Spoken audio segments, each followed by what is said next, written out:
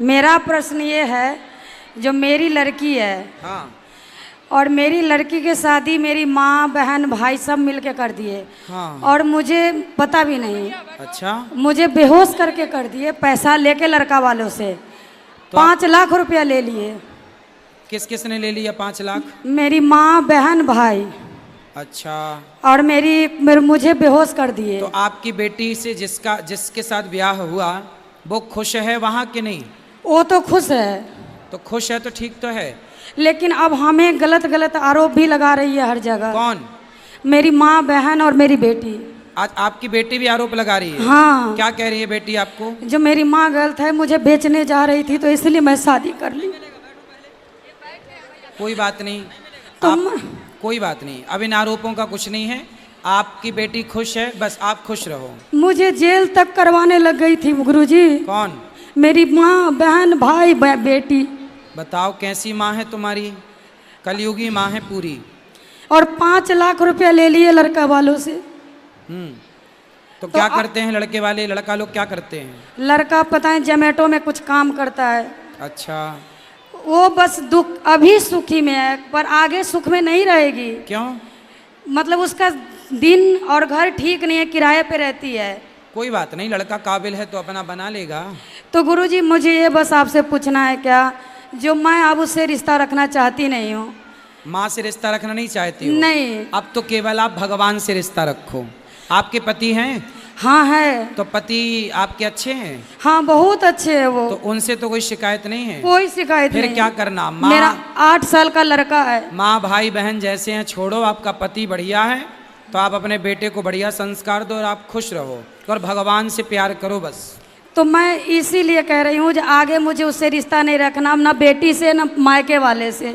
बेटी से तो रख सकते हैं, लेकिन अभी मुझे दिखा दिखा के मेरी बेटी मेरी माँ से रिश्ता रख रही है, मेरे से नहीं। कोई बात नहीं, होता है, गलतफहमियाँ रिश्ते में हो जाती हैं। तो आपकी बेटी को गलतफहमी हो गई है, कभी ना कभी वो गलतफहमी टूटेगी और एक सही मार्गदर्शन होगा। अच्छा गुरुजी, एक प्रश्न और है मेरा। हाँ। मुझे कैसे पता चलेगा जब मुझ पे भगवान का कृपा है? अरे आप पर कृपा है इसलिए तो आप कथा सुनने आई हो भगवान की। आप पर कृपा है इसलिए तो आप देख पा रही हो, चल पा रही हो। भगवान ने देखने को आंखें दी, चलने को पाँव दिया। कृपा है इसलिए तो हम स्वस्थ हैं। कृपा ना होती तो कितने लोगों की आंखें नहीं हैं, पाँव नहीं हैं। आप पर कृपा है ना, तो आप दोनों पाँव से चलती हो। गुरुजी राधे राधे। मेरा नाम त्रिभुवन अग्निहोत्री है, मैं कानपुर से आया हूँ। मेरा प्रश्न रामायण से है कि जहाँ पर सीता जी मैया ने तुलसी वाटिका में गौरी जी का पूजन किया है, गौरी जी का वहाँ पर किया है गौरी जी का पूजन। और जो जब सती जी का जब मरण हुआ है, जो सती हुई हैं तो वो पहले हुई हैं, उसके बाद जाके गिरजा भवानी हुई है आके। और वहाँ पे जो तुलसी माता जी का पूजन जहाँ पर गौरी माता का सीता जी ने किया है वो पहले किया है, और जो उसका चरित्र आता है वर्णन वो बाद में आता है रामचरितमानस में। भाई रामचरितमानस में पहले माता सती का चरित्र आता है। नहीं, पहले तो उसमें ये सीता मैया नहीं कहती हैं जय जय गिरिवर राज किशोरी जय महेश मुखचंद्र चकोरी।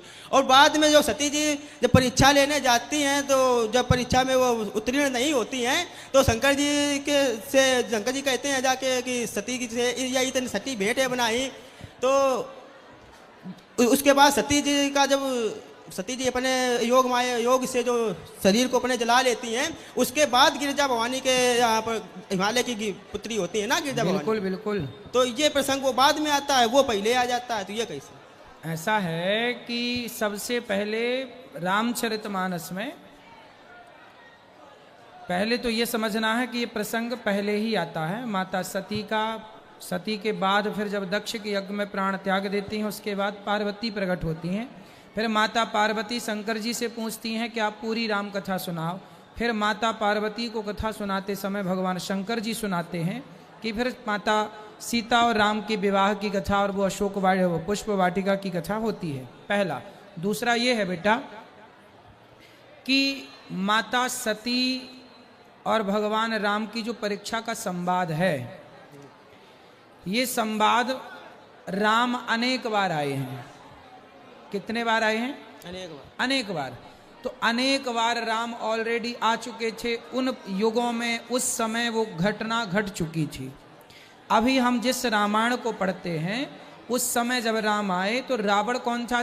कई रावण हुए। प्रताप भानु नाम का एक राजा रावण बना, जय विजय श्राप के कारण रावण बने, शिव के गण श्राप के कारण रावण बने। तो अनेक कल्प में अनेक बार राम आए। तो पिछले किसी कल्प में वो घटना घटी थी माता सती की, और उसके बाद की जो घटनाएं हैं उसमें ये राम की घटना हुई, राम का वनवास हुआ और सीता माँ के द्वारा माँ पार्वती गिरजा की पूजा हुई। ये अनेक कल्प कल्प की कथाएं होने से चूंकि मिक्स हो जाती हैं तो आप लोगों को ऐसा लगता है कि ये पहले हुआ तो बाद में ऐसा क्यों हो गया। चूंकि ये सारी कथाएं अलग अलग समय पर घटी, पर अलग अलग समय की घटनाएं। जैसे आपने एक पुस्तक खरीदी तो उस पुस्तक में झांसी की रानी का भी बात थी, महाराणा प्रताप की भी बात थी, और तुलसीदास जी की भी बात थी, और आज के प्रथम प्रधानमंत्री और राष्ट्रपति की भी बात थी। तो पुस्तक तो एक ही थी, लेकिन ये सारी घटनाएं अलग अलग टाइम पे घटी। 1857 का कार्य क्षेत्र झांसी की रानी का था, महाराणा प्रताप का कार्यकाल अलग था, शिवाजी का कार्यकाल अलग था। लेकिन चूंकि एक पुस्तक में है तो आपको लगा यार एक पुस्तक में कैसे, तो ये नहीं समझना चाहिए कि ये प्रसंग पहले का है कि बाद का। भाई वो घटना घट चुकी है, लिखी अब जा रही है। अगर यहाँ दूधाधारी के आश्रम का कोई होए तो हमको ले जाए, हम खो गए हैं 12 बजे से। अच्छा आप खो ही गई हो? अरे कहाँ खो गई मैया, आप तो मिल गई। कहाँ से हो? हम जिला जालौन से हैं। तो जालौन पता है कहाँ है? कोठवंदा से है। नंबर है घर में किसी का? अब हम जानत नहीं है। Phone number? हम जानत नहीं है। पति का नाम? हमारा लीलावती नाम। अरे पति का? विनोद। और बेटे का? सौरभ। सब याद है? हाँ। जालौन की गली याद है? अब बस से आए थे महाराज। तो बस जाने वाली भी तो मिलेगी। नहीं आप है ना जो बोल रहे हैं हम कि अगर दूधाधारी के आश्रम के हो को है कोई दूधाधारी का तो हमें वहाँ तक ले चले, होना हमारी लड़की है, हम भी वहीं। अच्छा तो यहीं आसपास भटक गई हो? कौन से सेक्टर में है आपका दूधाधारी आश्रम? अब नंबर तो यही 17 बताओ तो। 17? तो आप यहीं घूमते घूमते रहना, जब ना मिला तो फिर यहीं आ जाना, फिर ढूंढना, फिर ना मिला तो फिर यहीं आ जाना। हम 12 ऐसे करते करते मिल जाएगा आपको। हम 12 बजे के ढूंढ रहे हैं। अरे यहीं खाओ यहीं रहो, है ना, और फिर जाना सवेरे ढूंढने, यदि मिल जाए तो मिल जाए, नहीं तो फिर वापस यहीं आ जाना। और सुनो मैया चिंता ना करना, वहाँ बेटी आपकी बेटी है? हाँ। कितनी बड़ी है? बड़ी है 17-18 साल की। अच्छा और कोई है उसके साथ वहाँ पर? उसके साथ एक दादी है। दादी है? तो देखो हाथ पकड़ के रखना चाहिए। तुम काहे भूल गई मेरी माँ? हम संगम पे भूल गए। अरे संगम में आदमी मिलता है तो बिछड़ गई? वही से बिछड़ गए। चलो कोई बात नहीं, बिछड़ के तुम पाकिस्तान थोड़ी पहुंच गई हो तो भारत में ही मिल जाओगी। अब रात हो गई तासे नहीं समझ में आ रही है। अभी एक काम करो यहीं सो जाओ। अब हमारी बिटिया तो बड़बड़ा रही होगी। हाँ बात तो सही है, एक काम करते हैं अभी तुम्हें अगर दूधाधारी के आश्रम अभी हम लोग भिजवाते हैं आपको, दूधाधारी अभी हम लोग खोज कराते हैं और आपको भिजवाते हैं। यहीं रहना आप, अब यहाँ से ना खो जाना, अभी हम भिजवाएंगे आपको। रुको मैया, ओ दूधाधारी मैया बैठो। ए छोरा जा मैया को दूधाधारी आश्रम पहुंचा के आओ। ए मैया यहाँ आओ, ये जाएंगे आपको छोड़ने। मैया चलो बोलो बेटा। राधे राधे गुरुजी। जी जी। मेरा नाम सलोनी है, मैं गया जी बिहार से आई हूँ। मैं गया जी बिहार से आई हूँ। मेरा प्रश्न ये है कि कभी कभी मन बहुत अशांत लगता है, मतलब कुछ अच्छा नहीं लगता, और सच बताएं तो रीज़न भी पता नहीं होता ऐसा क्यों होता। उसकी वजह से बहुत कुछ ऐसा होता है कि पढ़ाई में भी दिक्कतें आती हैं, पढ़ाई पे भी ध्यान नहीं लग पाता। पढ़ाई पे मन लगाना ही पड़ेगा, पढ़ाई पे मन लगाओ और खूब मन लगा के पढ़ो। वो तो होता है, लेकिन कभी कभी होता है कि अचानक से ऐसा हो जाता है कि मन अचानक से ही कुछ पता नहीं चलता है, बस अशांत हो जाता है। कोई बात नहीं, जब अशांत हो जाए तो अशांत होने दो, आप शांति से बैठी रहो। मन है ना चंचल है, यहाँ वहाँ भागता रहता है, इसलिए मन को भागने दो। आप धीरे धीरे मन को कंट्रोल करना सीखो। आपको चरणों में कोटि कोटि प्रणाम बाबा। खुश रहिए। मैं शांति के लिए कुछ करना चाह रहा हूँ। शांति नहीं है मुझे मिलती। शांति नहीं है? शादी हो गई आपकी? हाँ हो गई। पत्नी का नाम रख लेना शांति। फिर शांति मिल गई। हाँ। आप कह रहे हैं शांति नहीं है, पत्नी को शांति के नाम से बुलाया करो, शांति यहाँ आओ, मन शांति बहुत- भोजन मन- लाओ, शांति रोटी लाओ, लो मिल गई शांति। मन बहुत विचलित रहता है बिजनेस में या कहीं भी जाते हैं थोड़ा सा इधर उधर। तो मन कहाँ जाता है आपका? मन एक तो भक्ति में मन लगता है, दूसरा बस पैसा के पीछे दीवानगी, दो ही चीज में दीवानगी और तीसरा कोई चीज नहीं। पैसा कितना कमा लिए हो? हम क्या कमाएंगे, सब भगवान का दिया हुआ है, भगवान ही में तो अर्पण। संतुष्टि मिली कि नहीं? संतुष्टि तो मिली है 75%, 25% बाकी है। जितना मिल रहा कमाओ, मेहनत खूब करो, पैसा खूब कमाना चाहिए, लेकिन जितना है उसमें प्रसन्न रहो। शांति सबसे बड़ा धन है, शांति सबसे बड़ा धन है। शांति। शांति आपकी पत्नी का नाम, तो आपके पास है शांति। हाँ, हाँ। और आपको संतोष रखना है, जितना दिया विधाता ने दिया वो बहुत है। हम इस लायक भी नहीं थे, हमें इतना दिया, ऐसा भाव रखना चाहिए और खूब मेहनत करना चाहिए, प्रसन्न रहना चाहिए, हंसते रहना चाहिए, जीवन में खुश रहना। सबसे बड़ी संपदा क्या है? प्रसन्नता। आप खुश हैं तो आप अमीर हैं। आप करोड़ों कमा के भी यदि आप दुखी हैं तो आप गरीब हैं। सोने की लंका में रहने वाला रावण गरीब था और घास की कुटिया में रहने वाले राम अमीर थे, क्योंकि अमीरी गरीबी सोने चांदी हीरे मोती से नहीं होती, अमीरी गरीबी प्रसन्नता से है। क्या आप कितने प्रसन्न हैं? क्या आप अपनी पत्नी और अपने बच्चों और अपनी कमाई में प्रसन्न हैं?